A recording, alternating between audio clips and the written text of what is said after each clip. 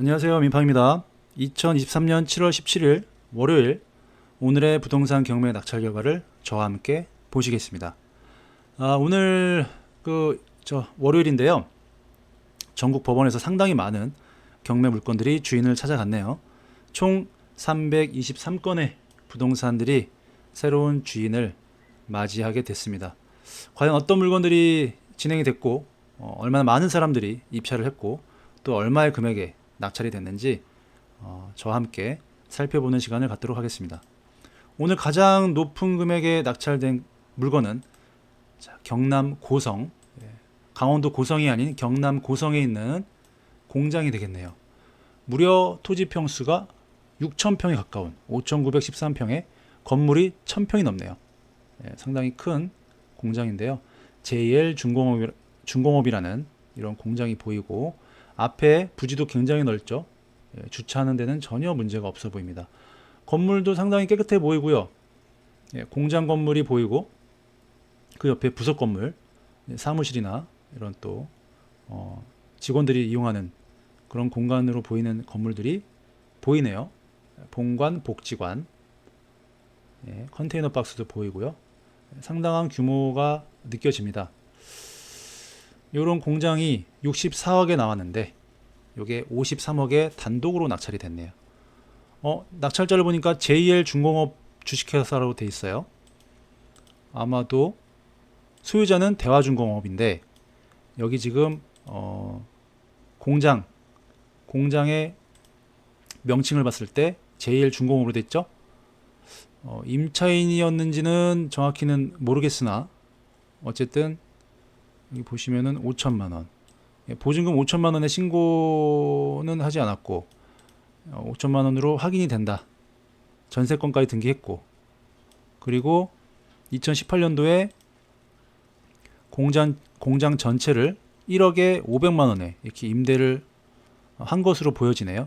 결과적으로는 JL중공업 주식회사 임차인이 낙찰을 받았다라고 보면 되겠네요.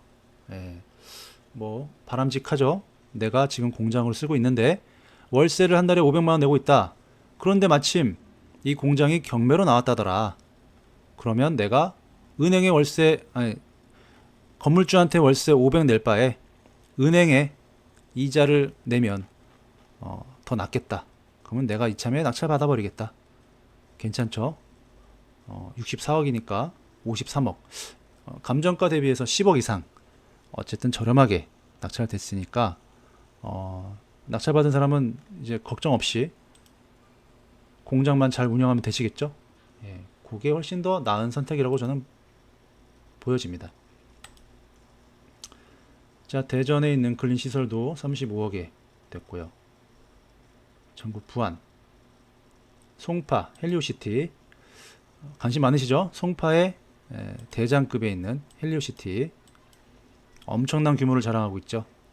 여기 총 세대수만 하더라도 거의 10,000세대 가까운 송파역 바로 앞에 위치하고 있는데 여기가 지금 23억에 나왔어요. 감정 시점이 2022년 3월이니까 지금 1년이 더 훨씬 넘었죠. 그 사이에 이쪽 지역은 큰 하락장을 맞기도 했고 최근에 다시 한번 반등하는 그런 변화를 나타내고 있었죠. 최근에 이제 흐름이 좋다 보니까 여기에 많은 분들이 입찰을 할 거라는 예상을 했어요. 그럼에도 불구하고 이제 금액대가 워낙 높으니까 20억이 넘어가다 보니까 과연 몇 분이나 들어올까? 저는 이게 굉장히 궁금했는데 제가 생각한 것보다는 훨씬 더 많은 27명의 입찰자가 들어왔네요. 그래서 최종 낙찰가는 18억이 넘었는데요. 제가 시세를 조사해 보니까 낙찰가랑 시세랑 거의 차이가 없는 것 같더라고요.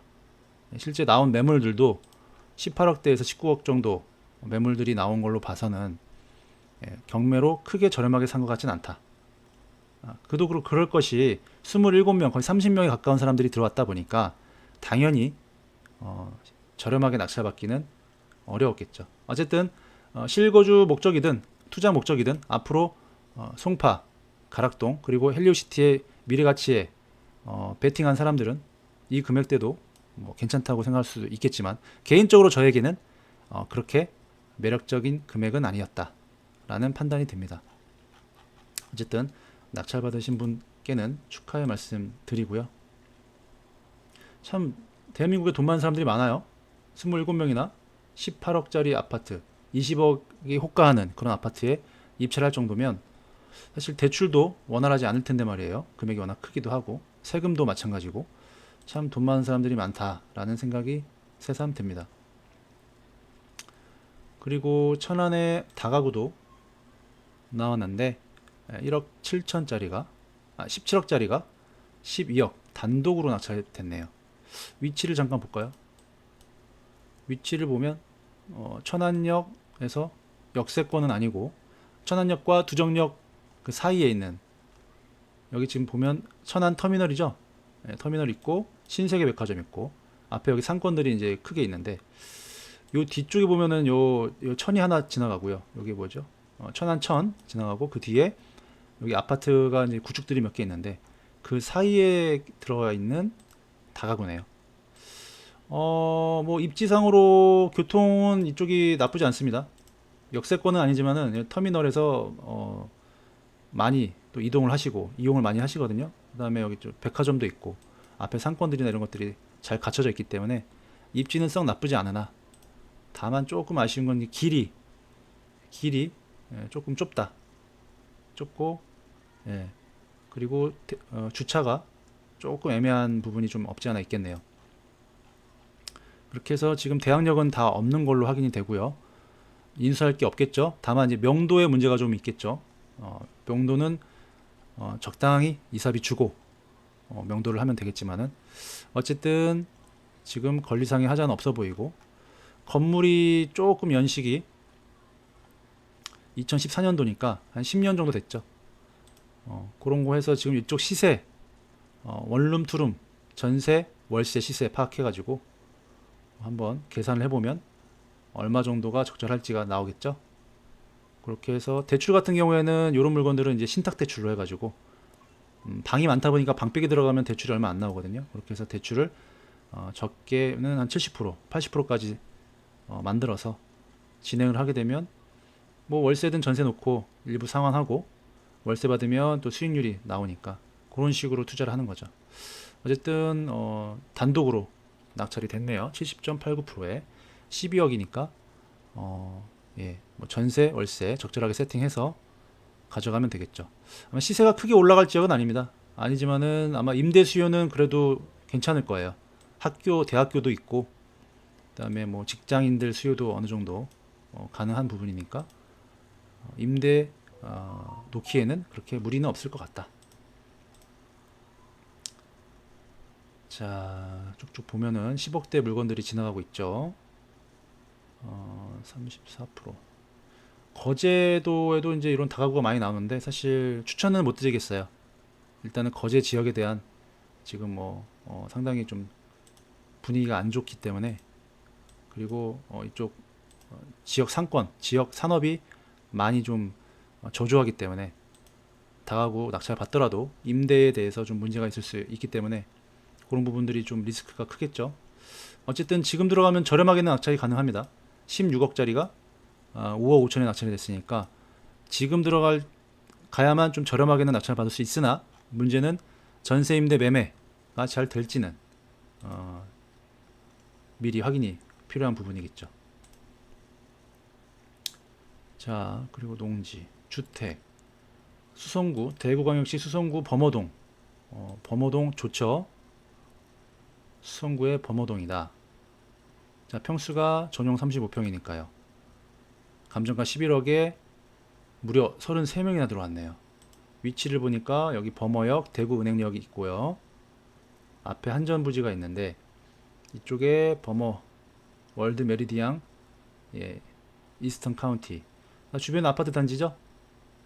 그런데 초등학교가 이쪽에 있고 전철역이 또 이쪽에 있고 괜찮은데 이게 11억짜리가 두 번 유찰돼서 이것도 좀 아쉬워요. 차라리 2차 때 들어왔으면 좀 손쉽게 더 저렴하게 낙찰됐을 텐데 2차 금액 7억 7천보다 1억을 더 써가지고 낙찰했으니까 굳이 33명이나 경쟁할 필요가 있었나. 물론 그때에 비해서 대구가 지금 다시 분위기가, 관심도가 조금 올라가긴 했어요. 예, 그래서 항상 안 좋을 때 더 관심을 가져야 되는 게 요때 3월에 갔으면은 그냥 단독이잖아요. 근데 지금 이제 움직이다 보니까 굳이 32명을 경쟁을 해야 되고 낙찰가도 다소 높게 낙찰 가져갈 수밖에 없었다. 예, 그런 부분이 조금 아쉽긴 하네요. 어쨌든 뭐 입지라던가 상품성 이런 부분에 대해서는 괜찮아 보입니다. 권리상의 하자도 없고요.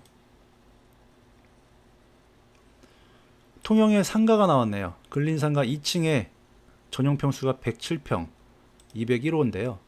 이런 상가 멀쩡한 빌딩이 하나 들어왔는데 여기 2층에 PC방이 있나 봅니다. 201호, 예, 201호 2층을 다 쓰고 있죠. 기역자로 되어 있는 형태인데 여기를 욜로 PC방으로 쓰고 있다. 욜로 PC방 10억짜리가 8억 8,900. 예. 요게 지금 임차인이 있는 걸로 되어 있는데 배당 요구까지 했네요. 3천에 400이다. 3천에 400으로 누군가가 PC방으로 운영 중에 있다 라는 뜻이겠죠. 이런 거는 사실요 현장 가보셔야 돼요. 이게 지금 감정평가할 때가 작년 3월이기 때문에 코로나가 아직 있었을 때겠죠. 그때로부터 지금 1년이 넘었기 때문에 현재에도 이 PC방이 유지가 될까. 막상 현장 가보면 PC방이 온데간데 없거나 장기간 공실로 방치되어 있거나 또는 엉뚱한 업종이 들어가 있는 경우도 종종 있고요. 그런 것들을 현장을 반드시 확인하셔야 됩니다. 사진으로 이렇게 나왔다고 해서 여기 PC방 있네 좋네 3천에 400만 원 받네 요것만 계산해서 입찰하시면 큰 손실이 올 수 있기 때문에 반드시 상가는 현장을 확인하시고 실질적으로 쓰고 있는지 가치가 있는지 저 업종이 나가더라도 임대를 놓을 수 있는지 또는 내가 직접 사업화가 가능한지 여부까지 꼼꼼하게 확인하신 다음에 입찰하셔야 손실이 없습니다. 상가는 매우 위험하기 때문에. 송도도 분위기가 좋죠. 송도가 하락이 심했는데 인천 전체가 다시 분위기가 살아나고 있다라는 겁니다. 대장 위주로 분위기가 반등하고 있다. 풍림 아이원 6단지니까 이쪽 위치 좋죠. 역세권에다가 학교 중학교 다 있고요. 공원 바로 가깝고요. 그리고 송도 안에 있지만은 가격대가 상대적으로 착하다. 대형 평수다 보니까 2명이 들어왔네요. 10억 감정가에 8억 1,600. 권리상의 하자는 없고요. 관리비가 800이 밀려 있다고 하니까 아마 거주하지 않는 것으로 추정이 되네요. 그래서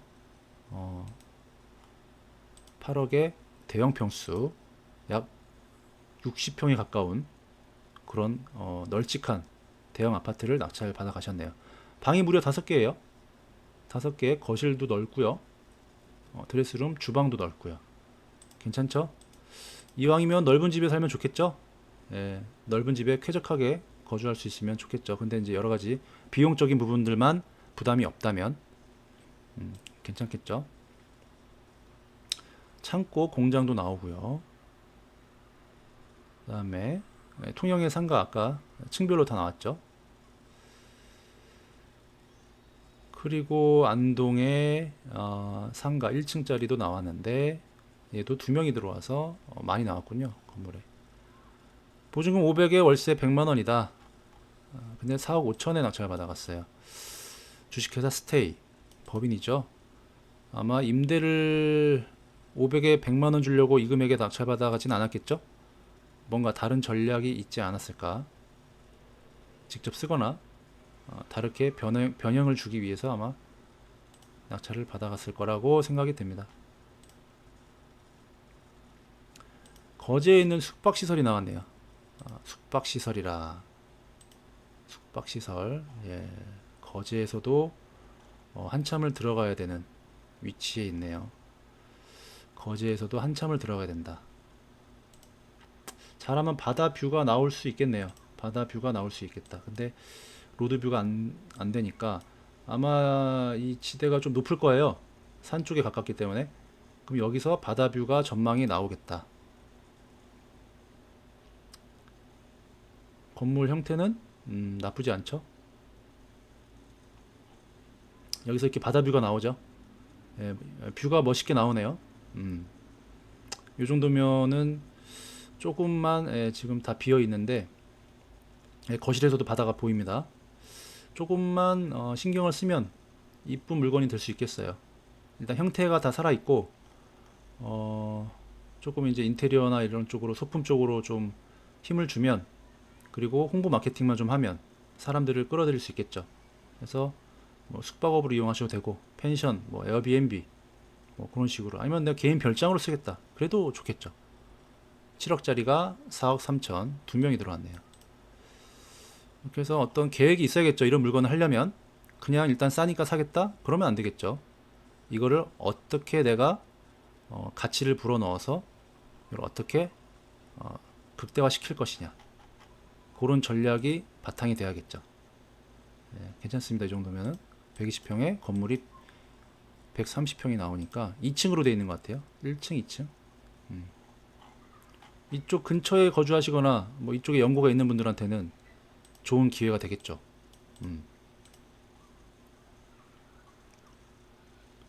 자, 남동구 근린주택도 있고, 호미곶이라, 포항시 호미곶. 야, 여기도 바다가 나올 수 있어요. 일단 가깝고, 여기가 이제 여기 방파제도 있고, 굉장히 보면 이제 노후주택으로 보이지만은 딱 요것만 보는 사람은 이제 요거밖에 생각이 안 되는 거죠. 요걸 어떻게 가치를 만들어 볼까 라는 생각을 할 필요가 있어요. 투자자라면. 그래야 남들하고 차별화가 되고 남들하고의 경쟁에서 이겨낼 수가 있겠죠.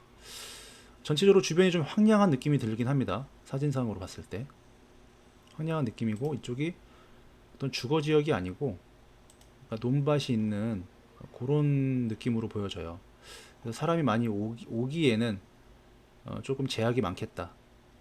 하지만 바닷가 쪽이 가까우니까, 호미곶이랑 가깝고 이쪽에 또 관광이 또 괜찮으니까, 호미곶 해맞이 관광 이런 거랑 어떻게 곁들여 가지고 이렇게 잘 만들어 보면 또 괜찮을 수 있겠죠. 그래서 얘가 여기 형태가 남았으니까 여기를 이쁘게 뭔가 이쪽 루프탑 뭐 윗부분을 좀 이쁘게 꾸민다거나 이렇게 해서 개발하면 어떨까. 낙찰자는 지금 뭐냐면은 유동화회사가 낙찰 받아갔어요. 방어 입찰일 수도 있고, 아마 낙찰자가 안 나오니까 채권 회수를 위해서 부득이하게 낙찰 받았을 수도 있는데, 어쨌든 이쪽이 어떻게 변화가 될지 쉽지 않아 보이죠? 쉬운 게임은 아닌데, 주변이 조금 뭐 좀 활발하면은 이렇게 해서 좀 뭔가 가치를 넣을 수 있는데, 주변이 워낙에 지금 황량하기 때문에 사람들이 올 만한 요소가 별로 없잖아요. 그렇다고 내가 아무리 여기다 이쁘게 만들어 놓는다 한들 좀 쉽지 않겠죠. 그게 나 혼자 풀어간다라는 게. 그러다 보니까 유찰이 되고, 유찰될 금액에서 이렇게 많이 쓰는 이유는, 이렇게 많이 써도 채권액이 있기 때문에 이 금액을 다 내지 않아도 돼요. 유동화 회사이기 때문에, 채권을 갖고 있기 때문에. 자, 그리고 원주 더샵 아파트. 경쟁이 6명이 들어왔고 거의 100%에 가까운 금액에 낙찰이 됐네요. 원주 더샵이면 괜찮죠? 소유자 점유니까 문제 없고요. 원주도 원주 춘천 괜찮은 것 같습니다. 제가 봤을 때 원주 춘천 지금 저렴할 때 관심 가져 놓는 게 좋겠다. 강원도에서는 가장 많은 인구를 확보하고 있고, 어쨌든 뭐 원주 같은 경우에는 혁신도시도 있고요. 그 다음에 서울에서 접근성도 괜찮고, 여러 가지로 강원도에 저평가되어 있는 지역 중에 하나가 아니냐 해서 관심 있게 지켜보시면 좋은 기회를 잡을 수도 있겠다 라는 생각을 하고 있습니다. 자, 그리고 이제 전주의 그 덕진구에 요 상가를 제가 이제 발견을 하고 공부방 회원님들한테 좀 추천을 드렸었어요. 이런 상가, 처음 상가 투자하는 데 있어서 굉장히 괜찮다, 위험 부담이 적다, 첫 상가 투자로서는 괜찮은 물건 같아 보인다 라고 이제 추천을 드린 거거든요. 그런 이유가 이제 여기 보시면은 여기 혁신도시입니다. 혁신도시, 전북 혁신도시인데 여기가 전북에서 선호도가 굉장히 높아요. 이쪽 아파트, 이쪽 주거지역에 거주하고자 하는 그런 수요가 많고, 그리고 보시면은 여기가 이제 주변으로는 다 아파트로 쌓여져 있고, 가운데가 이렇게 항아리처럼 상권으로 상가들로 구성이 되어 있죠. 혁신도시이기 때문에. 그 중에 이쪽에 위치하고 있는데, 여기가 이제 현장을 가봤던 사람한테 들어보니 일부 1층하고 요 주변으로 해서 이제 공실이 좀 많이 보이더라. 예, 많이 보이는데, 여기 지금 나온 상가는 4층에 402호, 평수로는 74평이에요. 상당히 평수가 괜찮죠. 여기가 4억 8천짜리가 두 번이 유찰이 돼가지고 2억 초반대까지 떨어졌다. 예, 일단 가격대가, 절대적인 가격대가 74평 상가가 2억 3천밖에 안 한다. 일단 싸죠. 일단 싸죠. 아무리 지방이라고 하더라도 전주에, 그리고 전주에서 어떻게 보면 선호도가 높은 혁신도시 내에 있는 상가인데 말이에요. 연식도 15년식이라 깔끔했습니다. 사진 보시다시피 이렇게 신축 건물로 깔끔했고 엘리베이터 잘 돼 있고요. 그리고 여기에 지금 결정적으로 안에 지금 누군가 쓰고 있어요. 뭘로 쓰고 있냐면 여기 지금 학원으로 돼 있습니다. 수학 전문 학원으로 여기서 한 5년 넘게 운영을 하고 계시다라는 정보를 들었죠. 그 금액이 얼마냐? 보증금 2천에 월세 125만 원에 계속 여기를 학원으로 임차 중이다. 그렇다는 말은 내가 만약 낙찰받게 된다라고 한다면 가장 누구 먼저 만나요? 여기 지금 학원을 운영하고 있는 사장님하고 만나서 계속 운영하실지에 대해서 상의를 하면 되겠죠. 지금 125만 원에 이제 임차를 하고 계시니까 여기 주변 시세가 뭐 보통 뭐 130 정도면 충분히 임대를 놓을 수 있는 상황이라고 하더라고요. 그러면 만나서 나랑 2천에 130에 계약하자, 또는 뭐 5천에 100에 계약을 하자, 이런 식으로 이제 협의를 해서 명도 뭐 이런 거 필요 없이 새로 뭐 임대 놓고 뭐 철거하고 이런 거 전혀 없이, 비용 낭비 없이 바로 재계약해서 소유권 이전한 날로부터 월세를 받으면 되겠죠. 예, 그러니까 굉장히 난이도가 낮다. 상가 투자하기에, 누구나 투자하기에 좀 수월한 물건으로 보여졌기 때문에 추천드렸고, 한 3분 정도가 현장에 갔다 오신 것 같아요. 그 중에 이제 몇몇 분들은 자신이 없다고 포기하셨고, 한 분이 적극적으로 이 물건에 대해서 관심을 가졌고 입찰까지 했으나 아쉽게도 폐찰이 됐어요. 저는 2억 6천 이상 써야 된다고 말씀드렸고, 처음에 그분께서 이제 2억 4천대를 말씀하셔서 그건 가능성이 없다. 가능성이 없기 때문에 금액을 올려야 한다. 그래도 한 2억 6천 이상은 써야 될 것 같다라고 말씀드렸는데 2억 7,590에 낙찰이 됐습니다. 전주에 사시는 분한테 낙찰이 됐고, 어쨌든 뭐 낙찰 금액으로 계산을 해보더라도 2천에서 130에 월세를 놓을 수 있다면 자기 자본 수익률로는 한 6%, 그리고 대출을 활용한다면 약 10% 정도의 임대 수익률을 기록할 수 있기 때문에 괜찮은 투자라고 저는 생각하는 거죠. 크게 부담 없고, 그리고 크게 리스크 없는, 그리고 아주 수월하게 재계약을 통해서 상가라는, 현금 흐름이라는 그런 어떤 투자 맛을 볼 수 있는 그런 상가이지 않았나. 조금 아쉽긴 한데 뭐 어쩔 수 없는 부분이죠.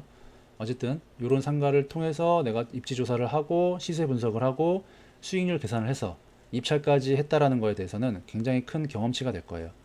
그거 또한 나의 자산이 되는 거기 때문에 꼭 낙찰받지 못했다고 해서 실패는 아니라는 점 말씀드리고 싶고요. 계속해서 이런 상가에 대해서 좀 관심을 갖고 추천도 드리고, 또 저도 상가 투자를 좋아하기 때문에 계속해서 이런 투자를 해볼 생각입니다. 자, 그리고 원주의 아파트도 나오죠. 서울의 빌라, 자양동에 있는 빌라가 4명 들어와서 83%. 이것도 2회차, 이제 3회차로 넘어가다 보니까 2회차 금액을 뛰어넘어 버렸죠. 선순위 대항력 있는 임차인이 있지만 전입 확정 배당까지 하셨기 때문에 낙찰 금액에서 전액 배당받고 문제가 없는 깨끗한 물건이 되겠죠. 권리 분석, 이제 제가 7월 말에 강의를 준비하고 있는데요. 권리 분석 너무 어렵게 생각하지 마세요. 그냥 딱 보면 답이 바로 나와야 됩니다. 아무리 오래 걸려도 10초 이내에 답이 나옵니다.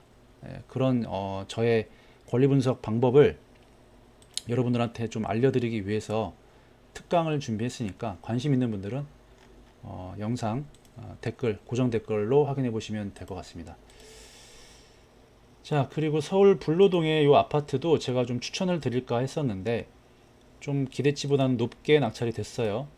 추천드릴까 하다가 말씀은 안 드렸는데 일단은 뭐 위치가 그렇게 막 매력적이진 않았습니다. 여기 지금 검단 신도시 엄청나게 많은 아파트들의 입주가 예정되어 있다 보니까 선뜻 추천드리기가 좀 어려웠었고, 다만 이제 역세권도 아니고 뭐 특별한 장점이 없는 반면에 여기 이제 초등학교, 중학교가 가까이 있고 또 옆에 야트막한 데 산이 좀 있고 해서 뭐 공기는 좋겠다.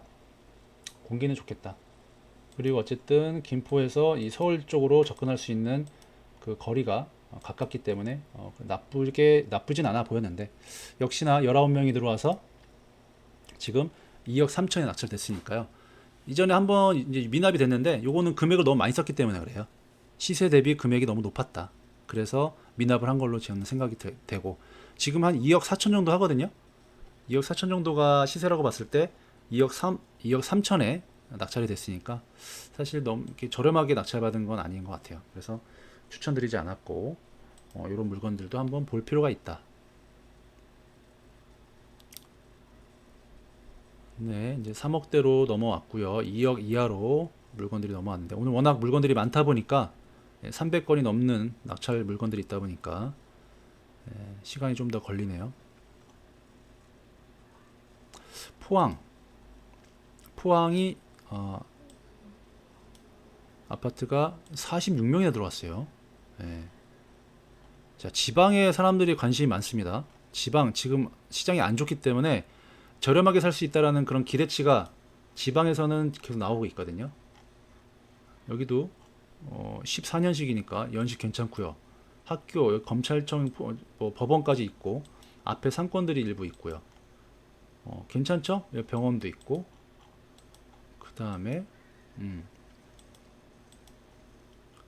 포항 여기가 지금 65평방미터인데 방 3개가 나올까요? 방 3개가 나오나? 방 3개 나올 겁니다. 65니까. 어쨌든 연식도 괜찮고요. 지금 보면 16층이니까 층도 괜찮고 202동 1602호 202동 1602호니까 여기죠. 여기 안에 지금 동간 거리가 상당히 넓어서 쾌적할 것 같아요. 여기가 놀이터 있고 좋죠. 근데 이게 2억 6천인데 1억 9천6백에 낙찰됐다. 무려 46명이 입찰했다. 얘가 지금 시세가 어느 정도 될까 한번 볼까요? 왜 이렇게 많이 들어간 거지? 지금 매매로 나온 것들을 보면 저층이 2억 3천, 중층이 2억 3천. 최근 실거래된 내역이 있는지, 과거에 거의 3억까지 올라갔다가 지금 떨어져서 2억 초반대, 2억 1천, 2억 2천 정도, 2억 1천에서 2억 2천 정도라. 거의 뭐 한 10% 이내로 낙찰됐죠? 2억 한 2천이라 봤을 때 한 2천만 원 싸게 된 거니까요. 2천만 원. 2천만 원 싸게 됐다. 이런 물건을 단타로 접근하게 되면은 사실 별 재미가 없죠. 단타로 접근해서 뭐 시세 대비해서 90%에 받아가지고 단타로 팔아서 얼마 남겠어요. 그것보다는 전세로 임대를 놓거나 내가 실거주를 하거나 뭔가 그런 전략이 필요하겠죠. 그래서 다시 시장이 조금 회복하면 그때 매각을 해서 차익을 챙기겠다. 그런 전략이 더 유효하죠. 단타로 접근해서는 별로 남는 게 없다.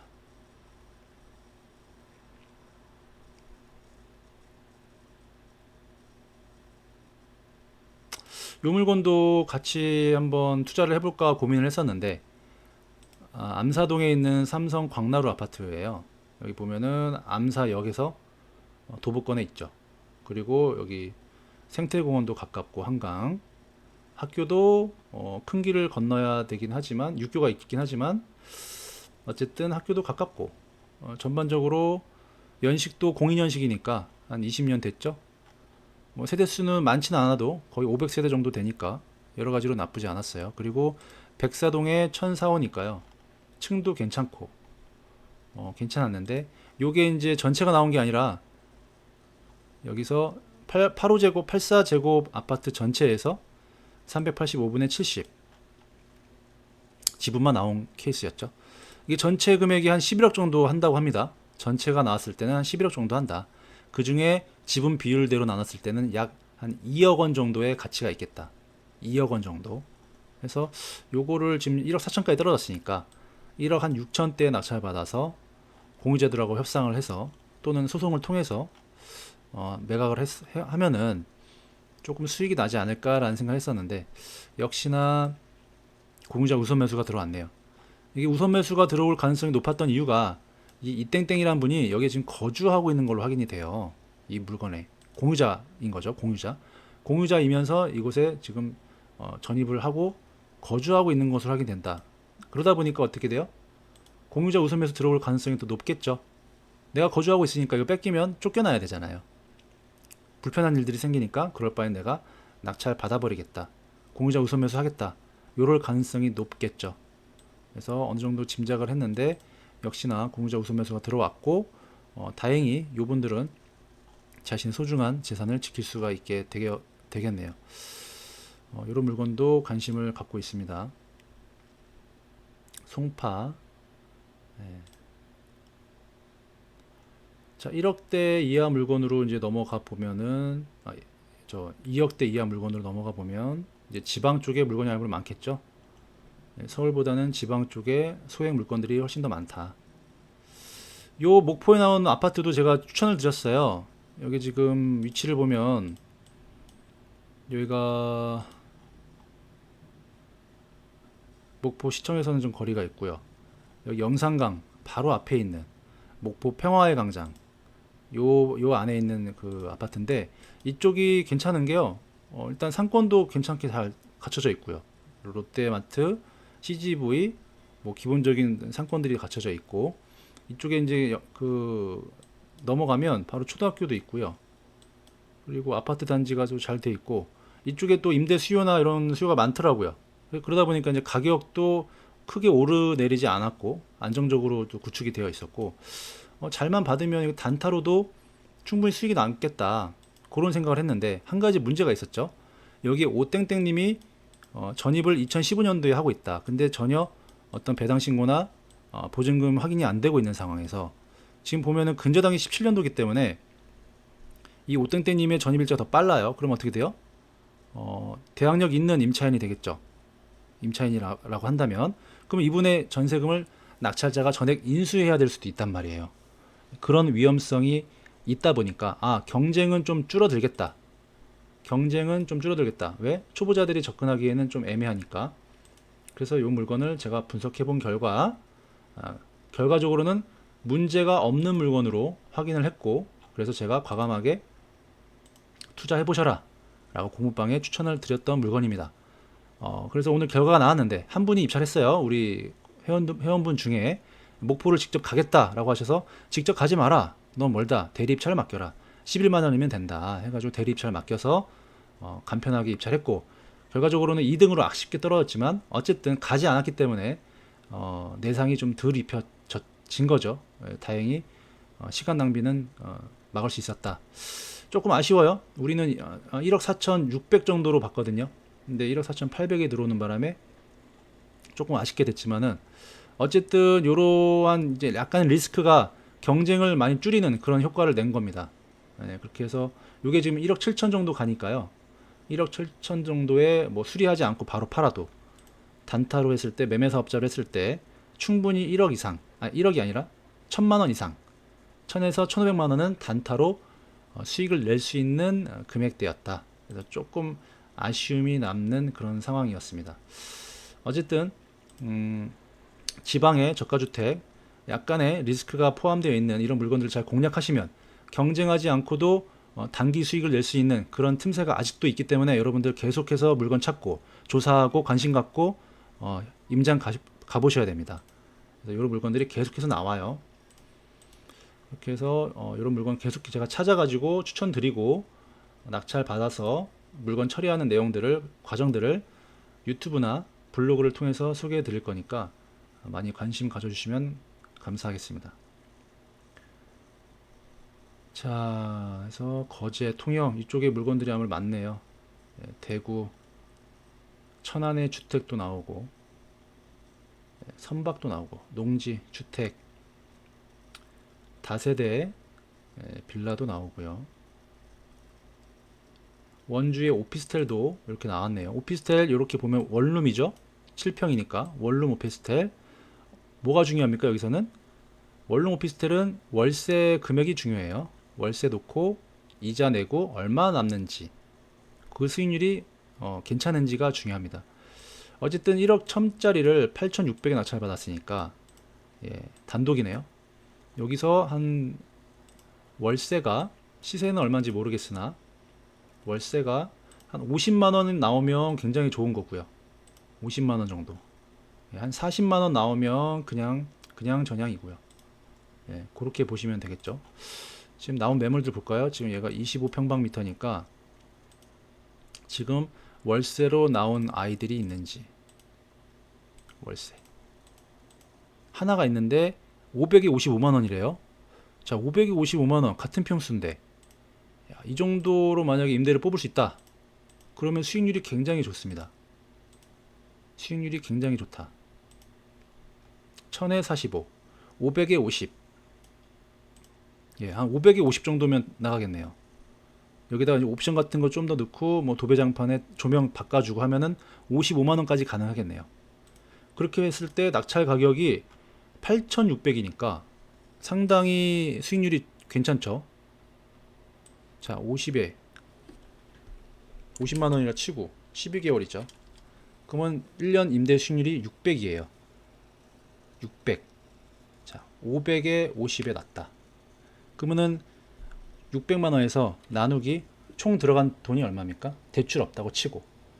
자, 8,600 낙찰받아서 500만 원 보증금 회수했죠? 그럼 8,100이죠. 자, 순수하게 내 자본으로 투자했다. 그러면 무려 평균 임대 수익률이 7.4%가 나와요. 7.4%다. 자기 자본 수익률이. 여기서 만약에 내가 오피스텔이니까 대출을 80%를 받는다. 그러면은 수익률이 적어도 15% 이상 나옵니다. 적어도 15% 이상 나와요. 그럼 어때요? 요거 하나 투자해서 15% 임대 수익률을 낼 수가 있다. 괜찮죠? 괜찮죠? 8,600이니까 80% 대출 받으면 6,880이에요. 곱하기 요즘에 0.5%라고 보고, 그러면은 344만 원이 1년간의 대출 이자거든요. 아까 600만 원이 월세였죠? 그러면 1년에 250만 원이 저한테 떨어지는 거예요. 1년에 250만 원이 떨어진다. 1년에 250만 원이 떨어진다. 자, 250만 원. 내가 총 들어간 돈이 아까 6,800,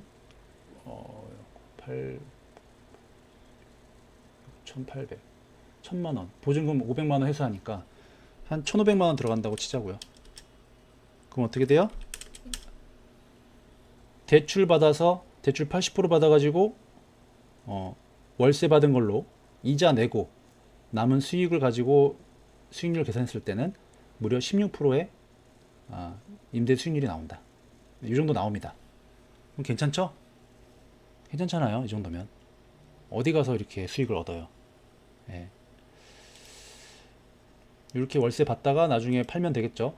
일단은 내가 좀 저렴하게 샀으니까 한 돈 1,000만 원 차익은 나겠죠. 충분히.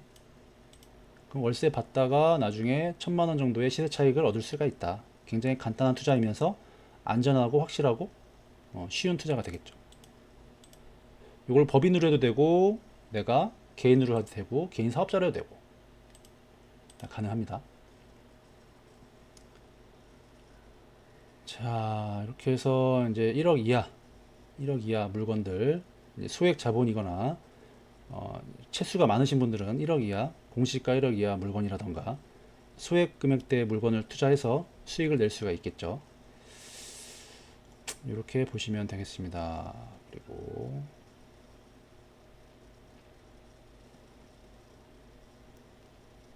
내가 자본이 부족하면 부족한 자본으로 뭘 할 수 있을지를 파고 들어야 돼요. 내가 돈이 없으니까 돈만 있었으면 맨날 이런 생각만 해가지고는 현실이 달라지지 않습니다. 내가 1,000만 원 있어. 그래, 한번 1,000만 원으로 해보자. 내가 2천만 원 있어. 그래, 2천만 원으로 어떻게든 한번 해보자. 그렇게 해서 단돈 50을 벌든 100을 벌든 그 과정을 내가 직접 몸소 경험치로 만들었을 때 그게 가치가 있고 앞으로 발전 가능성이 있는 거지. 돈이 적다는 이유로 또 다른 핑계로 계속 머물러만 계신다고 한다면 의미가 없어요. 달라지지 않습니다, 절대로. 그렇게 해서 물건들을 한번 이런 식으로 보시면 좋을 것 같고요.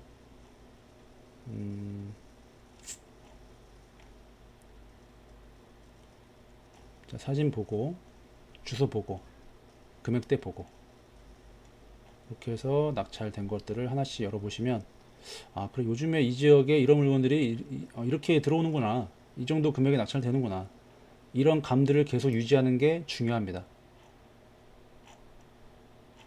자, 그렇게 해서 오늘 2023년 7월 17일 전국 부동산 경매 낙찰된 결과를 저와 함께 간단하게 훑어보셨고요.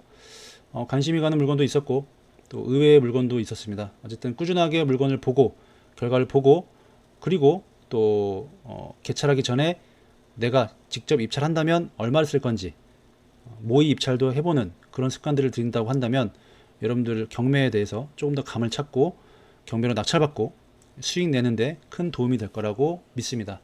오늘도 즐거운 하루 되시고요. 들어주셔서 정말로 감사합니다. 그러면 다음에 또 뵐게요. 감사합니다.